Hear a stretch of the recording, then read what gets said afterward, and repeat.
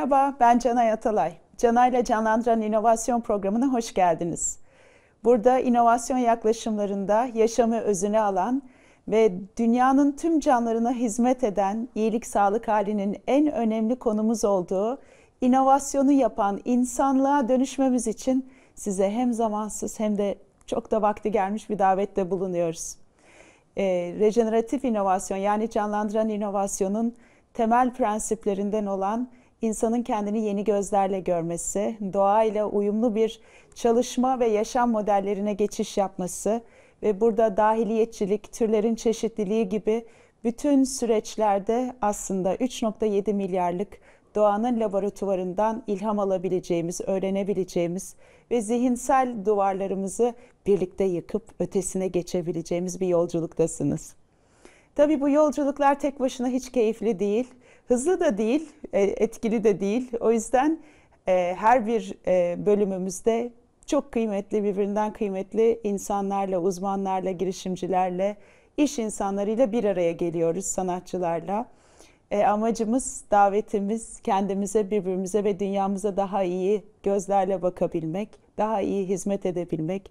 Ben de bugün bu yola kendisini adamış, bütün hayatını bunların algısını arttırmaya, bunların modellerini başta ülkemizde olmak üzere dünyaya getirmeye, gençlerle, iş insanlarıyla, yatırımcılarla çalışmalar yapan çok kıymetli Uygar Özesmi ile birlikteyiz bugün. Kendisi bir çevre bilimci, Ashoka kıdemli üyesi ve ekolojik ve sosyal adalet için türetim ekonomisi kurmayı amaçlayan ve kar amacı gütmeyen goodfortrust.org'un kurucusu ve öncüsü. Hoş geldin Uygar. Hoş bulduk. Seni görmek çok güzel. Canı gönülden teşekkür ederim bütün hizmetlerin için. Ben programımızın bahaneleri düşüren, zihinsel algıları dönüştüren kısmına çok odaklanıyorum. Burada sana şunu sormak istiyorum hemen başlarken. Özellikle ülkemizde birçok girişimciyle, iş insanıyla konuşurken ya Canay doğrusunu biliyoruz ama bir de işin gerçekliği var diyorlar. Sen de tüketiciyi türeticiye, ekonomik algılarımızda paydaşların dahiliyetiyle çok daha bereketli, akışkan, sürdürülebilir yollar açılabileceğini, işin ve iyiliğin ayrı olmadığı, iyi işin aslında bir olduğu, birlikte olduğu, aklın yolunun bir olduğu kitaplar yazıp, bununla ilgili platformlar kurup hayatını buna adadığını da bütün platformlarda rahatlıkla ve benim için en kıymetli kodlardan bir tanesi de bunu birileriyle savaşarak, yererek değil, barışa davetle ve herkese kapsayarak yapıyorsun. Uygar Özesmi olunur mu, doğulur mu? Senin sırların nedir Uygar? Senin ateşin nereden canlanıyor? Canay o kadar güzel özetledin ki yani biraz çok mutlu oldum. Çünkü demek ki mesajlar insanlara ulaşıyor. Demek ki bu yaklaşım biçimine bir rezonansı var. Ve bunu sen de gördüm. Yani inanılmaz mutlu oldum. Çünkü o kadar güzel özetledin, o kadar güzel ifade ettin ki yapmaya çalıştığım işi. Özellikle o barış ve insanlarla birlikte yapma insan. Yani o kadar güzel anlattın. Ne diyebilirim? Çok mutlu oldum. Nereden geliyor bu? Doğadan geliyor tabii. Çünkü doğa muhteşem bir yer. Ve doğadaki bütün canlıları ve canlıların varoluş biçimine baktığımız zaman görüyoruz ki hepsi inanılmaz büyük bir işbirliği içerisinde. İnanılmaz bir birliktelik var ve birlikte bir bereket var. Doğadaki bereketi düşünsene. Yani bizim ekonomik sistemlerimizde böyle bir bereket var. Yani yok. Dolayısıyla niye biz doğadan o ilhamı alarak, doğadan bunu kullanarak kendi ekonomik sistemimizi oluşturmuyoruz lan yola çıktı. Ve tamamen doğa sevgisinden geldi esasında. Ben bir kuş gözlemcisi olarak başladım çok gençken, çocukken. Onun için burada anne babalara e, en büyük tavsiyem şu: çocuklarınızı doğaya çıkartın. Çocuklarınızı ekrandan uzaklaştırın. Onlara bir dürbün hediye edin. Onlara bir büyüteç hediye edin ve onları doğaya çıkartın. Doğayı gözlemelerini, izlemelerine bakın. Korkmayın ağaçlara tırmansınlar. Korkmayın çamurda yuvarlansınlar. korkmayın yağmurda ıslansınlar. Bırakın çocukları doğada kendilerini beslesinler. Teşekkür ederim. İki kız çocuğu annesi olarak mesajını aldım. Evet, evet diyorum. Teşekkürler bu harika davet için. Uygar, biz birbirimizi duyuyoruz, anlıyoruz. Ben de rejeneratif inovasyonla ilgili çalışmalar yapıyorum ve gerçekten kavuşmalar gibi geliyor bu sohbetler bana. Yani seni yüz yüze görmediğim zamanlarda da mesela bir YouTube programında izlediğim zaman kavuşmayı hissediyorum. Bir de herkesin yaşama bakışı, algıları ya da düşünce yolları farklı birbirinden. Çok şükür de öyle. Burada bu faydayı yaratmak, insanları bu tadı almalarına davet etmek ve harekete geçmek için ülkemizde olabilir, dünyada olabilir. Öncelikle belirlediğiniz segmentler, bu kitapları yazarken, Good for Trust platformunu yaparken bir fikir kaşifi olarak kendini ortaya koyarken öncelikle ne tip kitlelere odaklanıyorsun? Ve özellikle tam bu mesajı duymayan insanlarda onların gerçekliğinden yola çıkarak yaptığın davetler var mı? Örneğin iş dünyasına ya iyi iş olabilir, daha da bereketli olur, daha da keyifli olur. Size ekonomik modellerin, rakamların yani Küçük Prens'teki gibi anlatamayacağı bir hayatı formülize etmeye çalışıyorsunuz diye uyandırmak için yaptığın davetlerde en çok böyle etki yaratan, mevcut gerçekliğe de dokunan geçiş cümleleri, geçiş taktikleri, stratejileri nelerdir? Biz genellikle küçük işletmelerle çalışıyoruz. Çünkü hani E.F. Schumacher'in meşhur kitabı var yani küçük güzeldir diye. Dolayısıyla küçük olan işletmeler genellikle kendilerini dönüştürmeleri de daha kolay oluyor. Bazı yenilikleri bünyelerine katmaları da daha rahat olabiliyor. Daha çevik olabiliyorlar, daha kolay karar verebiliyorlar. Ve en önemlisi de birbirleriyle ilişkilenebiliyorlar. Birbirleriyle birlikte çalışıp değişik kümeler oluşturabiliyorlar ve o kümeleri kendileri farklılaştırabiliyorlar. Dolayısıyla bu arka planda da görüyorum büyük bir ağ çizilmiş ekranda. Bunun gibi buradaki her bir nodu küçük birer işletme gibi düşünebilirsin. Ve bütün bu işletmelerin bir araya gelerek birbirleriyle işbirlikleri yaparak değişik kümelenmelerle değişik fonksiyonları yaratabileceklerine inanıyoruz. Onun için yapmaya çalıştığımız şey genellikle küçük işletmeleri bu işe davet etmek ve tabii ki insanları yani bireyleri davet etmek ve insanların kendilerini bireyden öte bir sosyal canlı olarak görmeleri ve o sosyal canlı olarak da birbirleriyle birey olarak değil de etkileşimlerinde var olduklarının farkına varmaları. Yani biz hepimiz kendimiz bir birey olarak böyle görüyoruz ama halbuki biz böyle değiliz. Biz böyleyiz. Şu anda seninle olan etkileşimimizde varız. Yoksa varlığımızda yokuz. Ne zamanki etkileşime giriyoruz o zaman varlık kazanıyoruz. Dolayısıyla öyle bir bakış açısıyla bizim yapmaya çalıştığımız şey bireyleri birbirleriyle etkileşime sokmak, bireyleri küçük işletmelerle etkileşime sokmak, küçük işletmeleri birbirleriyle etkileşime sokmak. Burada da işletmeler için eski modelden ziyade, yani nedir eski model? Büyüme ve kar maksimizasyonu. Biz de diyoruz ki bu eski model. Hani gelecekte böyle bir şey yok yani. Gelecekte kar maksimizasyonu ve büyüme diye bir şey yok. Çünkü gezegenin sınırları belli. Dolayısıyla gezegenin sınırları belliyse o zaman büyüme yok. Gelecekte ancak küçülme var. Dolayısıyla o küçülmeye ilişkin bir yeni yaklaşım biçimi belirlemek gerekiyor. Dolayısıyla da biz bu işletmelerde yeni o anlayışı yerleştirmeye çalışıyoruz. Nedir bu yeni anlayış? Büyüme yerine var olma, küçülme ve büyüme yerine veya kar maksimizasyonu yerine karı optimize etme. Yani karı senin amacına yönelik kullanmak yönünde ilerlemeye bakıyoruz. Dolayısıyla şimdi küçük işletmeler dediğimiz zaman şöyle bir hani biraz burun kıvrılan lifestyle company'ler var. Yani yaşam biçimi şirketleri. Şimdi ne size sorun, yaşam biçimi şirketi kadar güzel bir şey olabilir mi?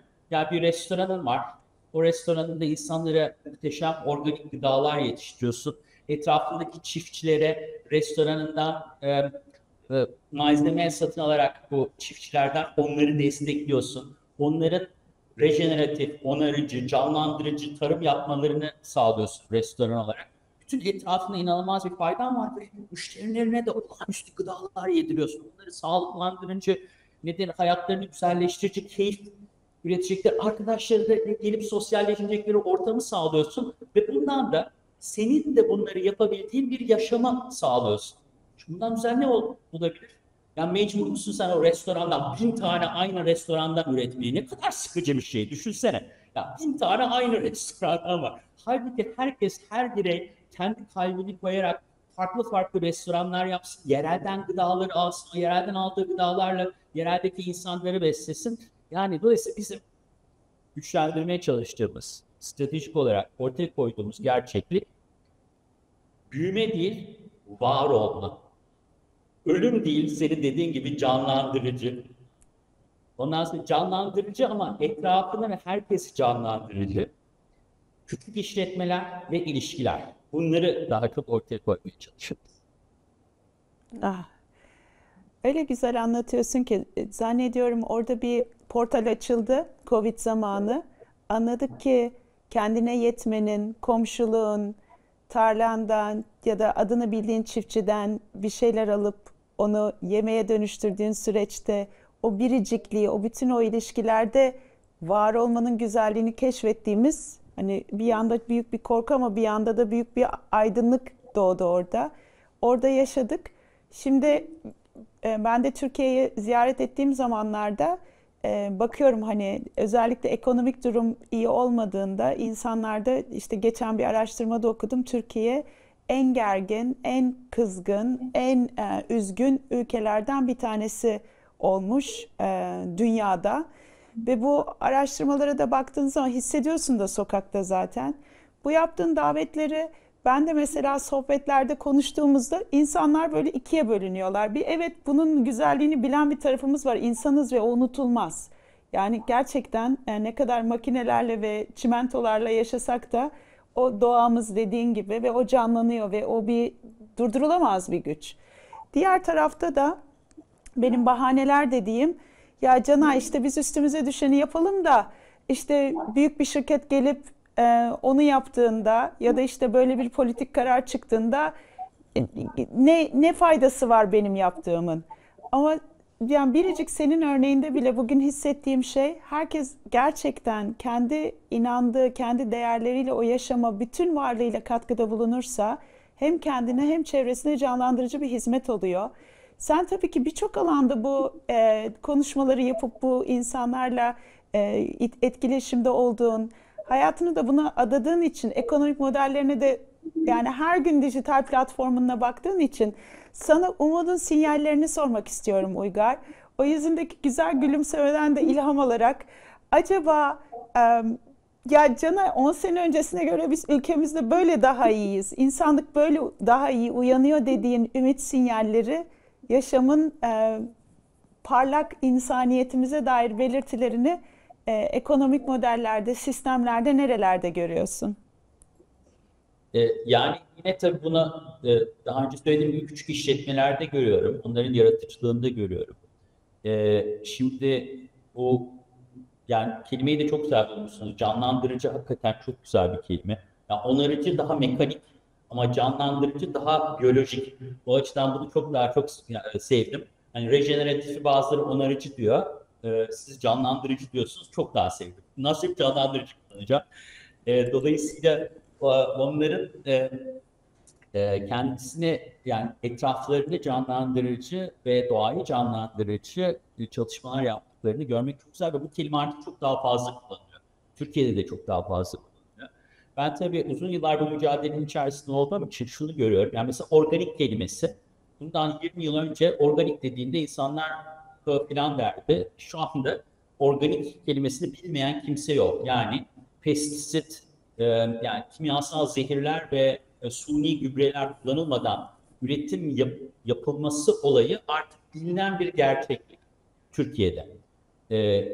Şimdi aynı şekilde onarıcılık veya işte canlandırıcılık da çok yeni bir kavram. Ve bu da Türkiye'de gitgide yaygınlaşıyor. Bak mesela böyle bir program yapıyorsunuz. Ya bu çok büyük bir adım. Ondan sonra yine bunu içselleştirmiş bir takım işletmelerin olduğunu görüyoruz. Şimdi biz tüketici kavramının yerine türetici kavramını koyduk. Türetim ve türeticilik artık yaklaşık, yani biz bunu 10 yıl önce ortaya koyduk ve şimdi artık herkes, yani en azından bizim çevremiz, herkes demek biraz abartı olur ama bizim çevremiz, mesela sen, bizim gibi insanlar bunların hepsini biliyorlar, yani türetici kavramını artık herkes biliyor. Mesela bütün bunları ben kavramsal dönüşüm olarak çok değerli buluyorum. Uygulamalara geldiğimiz zaman uygulamalar da hayata geçmeye başladı. Dolayısıyla uygulamaların da hayata geçmeye başlaması bence bir ışık. Yani bu ışıkları çoğaltmak bütün mesele ve o ışıkları bir araya getirerek aydınlık yaratmak. Bizim derdimiz bir bakıma o. Ben umutluyum. Yani umutsuzluğun bir faydası olmadığını düşünüyorum. Yani şöyle, hep söylüyorum, bütün arkadaşlarıma da söylüyorum. Umutsuzluk baştan kaybetmek. Ama umut etmek en azından bir başarma şansı veriyor.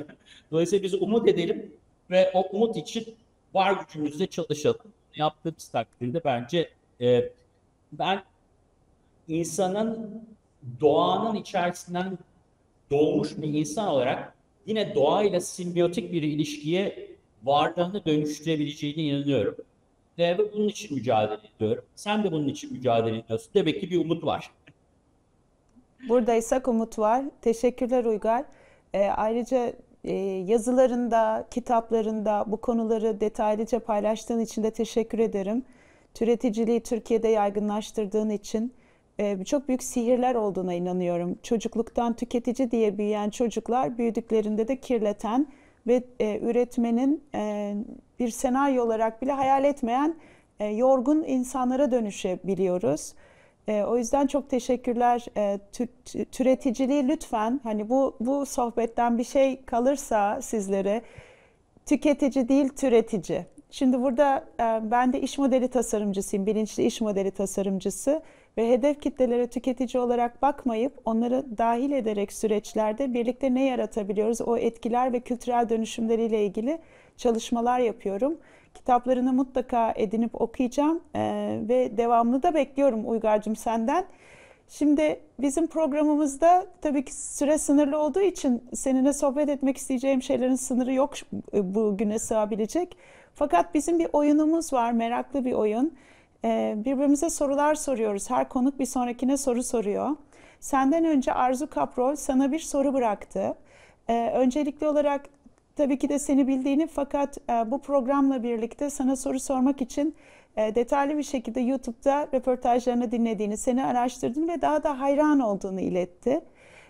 Bu özellikle işte son çıkış, türetici ekonomisi ve iyi iş gibi davetlerinde, işletmelere yönelik davetinde büyük ihtimal kendi tabii ki çalışmaları da canlandırmaya, sürdürülebilirliğe yönelik çalışmalar yapıyor. Çok da güzel modelleri de var. Ama sana sorusu, bu tip yaklaşımların şirketler nezdinde, işler nezdinde büyümesini nasıl görüyorsun? Ben tabii onun büyümesi sorusunu var olmasını ve yaygınlaşması olarak algıladım. Ve sana bu soruyu sordu. Çok da merakla cevabını bekliyor. Yani şöyle, dünya artık böyle bir yönelimin içerisinde. Biliyoruz ki gezegenin yaşam destek ünitelerinin çoğunu işlemez hale getirdik. Ve bu böyle devam ederse insanlık önümüzdeki 50 yıl içerisinde medeniyetine büyük oranda yitirecek. Dolayısıyla bunu kimse istemiyor. Bu büyük şirketlerin de menfaatine değil, bu hiçbirimizin menfaatine değil. Dolayısıyla hepimiz bu sınırların içerisinde büyümek ve bu sınırları e, gezegenin yaşam destek ünitelerini canlandırmak zorundayız.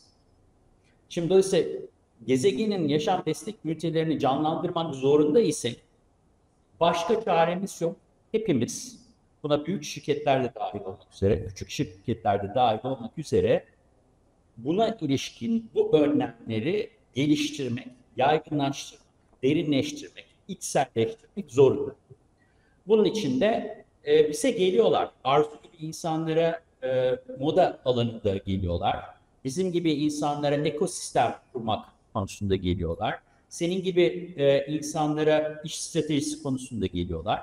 Yani ve bizler de bunları anlattıkça bunlar yaygınlaşacak, gelişecek ve bu sistemler dönüşmeye başlayacak diye düşünüyorum. Harikasın. Teşekkür ederim Uygar. Şimdi senden bir soru isteyeceğim. Meraklı bir soru. Senden sonraki konuğumuz Cemal Akar'a. Kendisi bir girişimci, yatırımcı. Aynı zamanda da Hatay'da Sörf Okulu'nun kurucularından bir tanesi. Senin ona sorun ne olur? Benim sorum nefis bir çalışma bu arada. Surf okulu bayıldım yani tek kelimeyle. Ne kadar güzel gençler için böyle bir ortam. Benim sorum şu, e, kendisinin bu girişimini, sosyal girişimini daha da ileriye götürebilecek işbirlikleri, güç birlikleri ne olabilir? Her zaman biz kendi çalışmamızı geliştirmeyi düşünüyoruz.